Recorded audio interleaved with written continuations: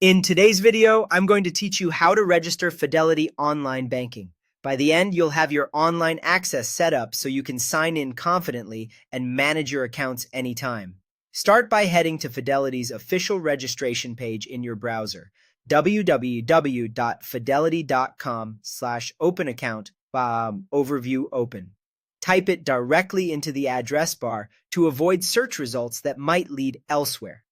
Using an up-to-date browser will help the site load smoothly and keep the process secure. Next, choose the type of account you want to register. If you invest in stocks, funds, or ETFs, you'll likely pick a brokerage account. If you want everyday spending features with investing flexibility, a cash management account could fit. For long-term savings, select a retirement account. And if you're setting up access to your workplace plan, such as a 401k or other employee benefits, you'll use the dedicated net benefits system instead. For those plans, go to Fidelity's net benefits login page designed for workplace accounts and follow the registration prompts there. After you select the right path, look for the button that says Open an Account or Register. The wording may vary slightly depending on the page, but both take you to a secure sign-up form. You'll be asked for personal information, including your full name, date of birth, social security number, address, and your email and phone number.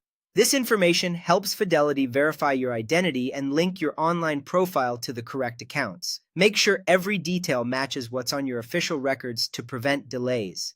If you're on a shared computer, consider completing this step on a private device and a trusted network for added peace of mind. You'll then create your username, password, and security questions.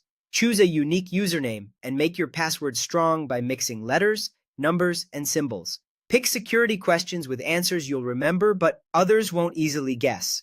Store your credentials in a secure password manager rather than writing them down.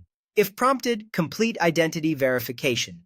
This may involve entering a one-time code sent to your phone or email, answering verification questions, or confirming details from your records.